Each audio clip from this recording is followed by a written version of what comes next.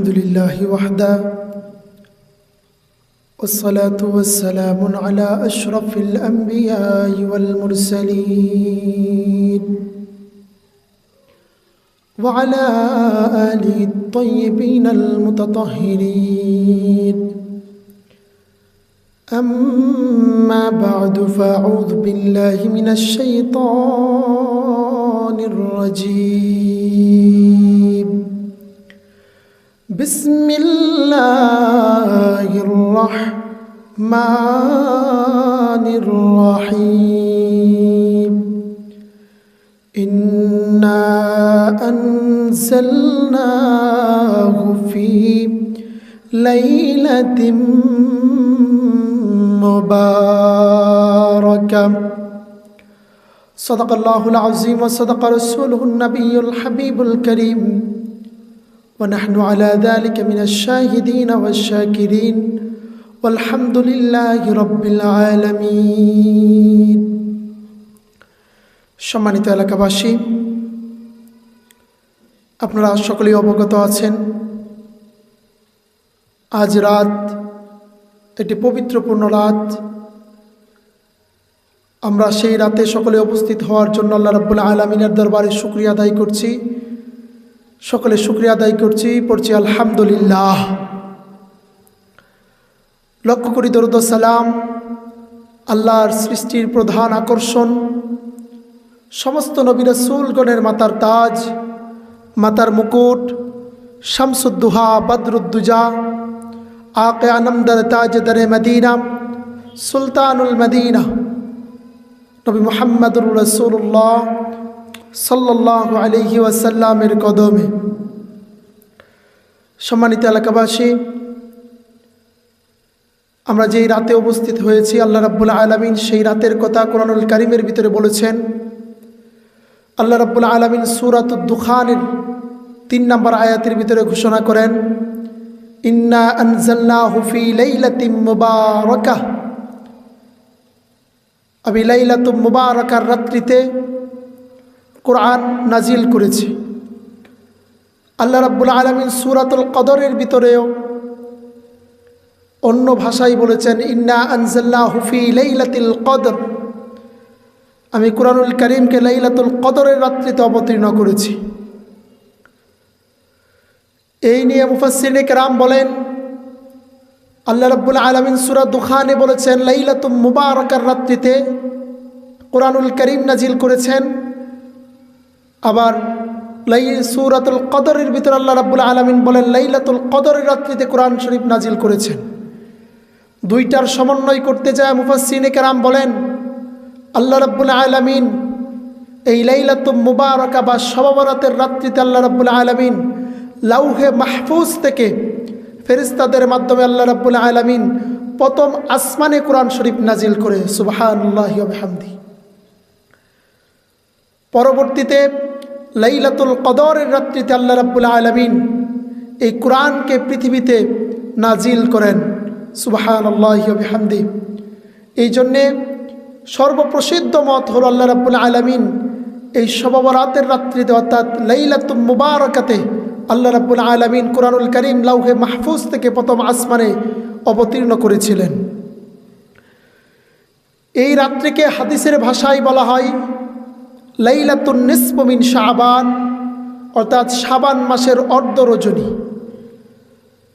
এই রাতের অনেক ফজিলত আল্লাহ রাব্বুল আলামিন দিয়েছেন।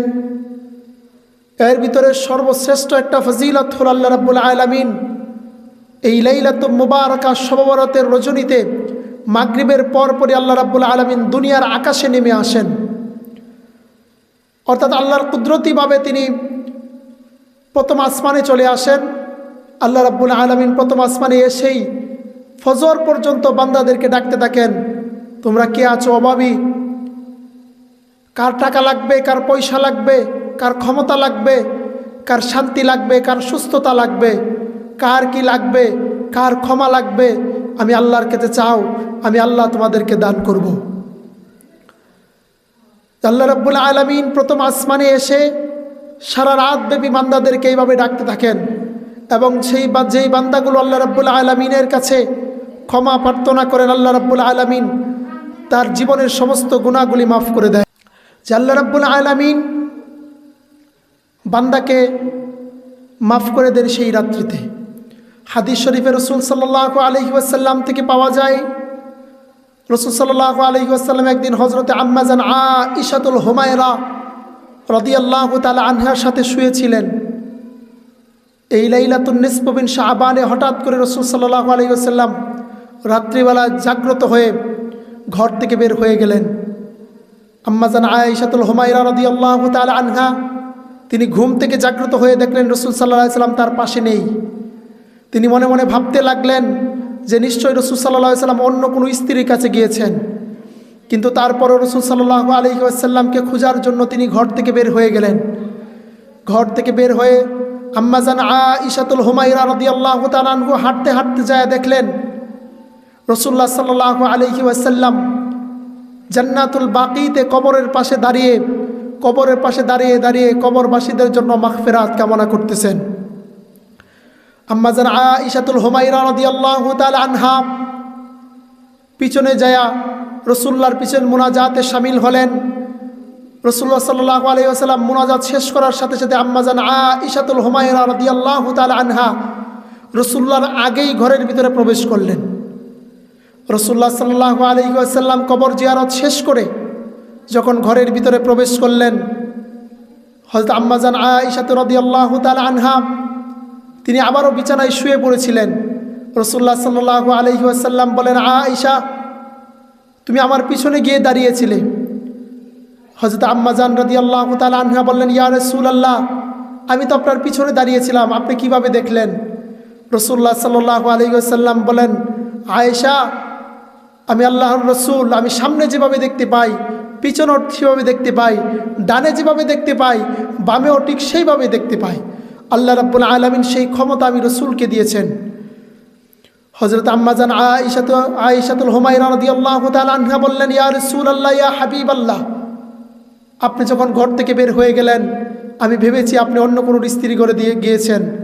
রাসূলুল্লাহ সাল্লাল্লাহু আলাইহি ওয়াসাল্লাম বলেন, আয়েশা তুমি কি জানো আজকে রজনীটা কোন রজনী?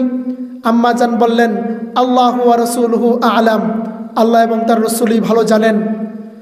হযরত আম্মা জান রাদিয়াল্লাহু তাআলা আনহা এই কথা বলার পর রাসূলুল্লাহ সাল্লাল্লাহু আলাইহি ওয়াসাল্লাম বলেন, আয়েশা আজকে রজনীটা হলো লাইলাতুন নিসফ মিন শাবান, শাবান মাসের অর্ধ রজনী। এই রজনীতে আল্লাহ রাব্বুল আলামিন পৃথিবীর সমস্ত মানুষদেরকে ক্ষমা করে দেন। অন্যত্র হাদিসে এসেছে রাসূলুল্লাহ সাল্লাল্লাহু আলাইহি ওয়াসাল্লাম বলেছেন, এই রজনীতে আল্লাহ রাব্বুল আলামিন দুইটা শ্রেণী মানুষ ব্যতীত আল্লাহ রাব্বুল আলামিন সমস্ত মানুষদেরকে মাফ করে দেন। সর্বপ্রথম সেই শ্রেণী, সেই জাতি যারা আল্লাহর সাথে শিরিক করেছে, আল্লাহর সাথে অন্য কাউকে সমকক্ষ করেছে, সেই মানুষদেরকে আল্লাহ রাব্বুল আলামিন এই লাইলাতুন নিসফ মিন শাবানেও ক্ষমা করেন না। 2 নাম্বার, আল্লাহ রাব্বুল আলামিন সেই রজনীতে আরেকটা দলকে ক্ষমা করেন না। সেই দলটা হলো এক ভাই আরেক ভাইয়ের প্রতি যখন কোনো বিদ্বেষ রাখে, এক মুসলমান যখন আরেক মুসলমানের প্রতি বিদ্বেষ রাখে, শত্রুতা পোষণ করে, মনে মনে হিংসা করে, একজন আরেকজনকে দেখতে পারে না, সেই সকল মানুষদেরকে আল্লাহ রাব্বুল আলামিন এই লাইলাতুন নিসফ মিন শাবানের ভিতরেও ক্ষমা করেন না। আজ দেখা যায় আমরা ভাইয়ে ভাইয়ে, এলাকাবাসী আমরা এক মুসলমান আরেক মুসলমানকে আমরা সঠিকভাবে দেখতে পারি না। এই জন্যে আসুন, জায়গা নিয়ে সমস্যা, আমাদের কথা নিয়ে সমস্যা, বিভিন্ন সমস্যার কারণে একজন আরেকজনের সাথে শত্রুতা পোষণ করি। রাসূলুল্লাহ সাল্লাল্লাহু আলাইহি ওয়াসাল্লাম বলেছেন, একজন যখন আরেকজনের সাথে শত্রুতা পোষণ করবে, এক ভাই আরেক ভাইয়ের সাথে, এক বন্ধু আরেক বন্ধুর সাথে, এক চাচা ভাতিজার সাথে, একজন আরেকজনের সাথে যখন শত্রুতা পোষণ করবে, রাসূলুল্লাহ সাল্লাল্লাহু আলাইহি ওয়াসাল্লাম বলছেন, যাদের অন্তরে এই বিদ্বেষ থাকবে সেই রাত্রিতে আল্লাহ রাব্বুল আলামিন এই বিদ্বেষ পোষণকারীদেরকে ক্ষমা করবেন না। আবারও বলছি, আল্লাহ রাব্বুল আলামিন দুই শ্রেণী মানুষ ব্যতীত সমস্ত মানুষদেরকে আল্লাহ রাব্বুল আলামিন এই রজনীতে মাফ করে দিবেন। প্রথম শ্রেণী হলো যারা আল্লাহর সাথে শিরিক করেছে, আল্লাহর সাথে অন্য কাউকে শরিক করেছে, সেই শ্রেণীর মানুষদেরকে আল্লাহ রাব্বুল আলামিন ক্ষমা করবেন না। দুই নাম্বার, যারা একজন আরেকজনের সাথে বিদ্বেষ পোষণ করে, শত্রুতা রাখে, আল্লাহ রাব্বুল আলামিন সেই মানুষদেরকে এই রাত্রিতে ক্ষমা করবেন না।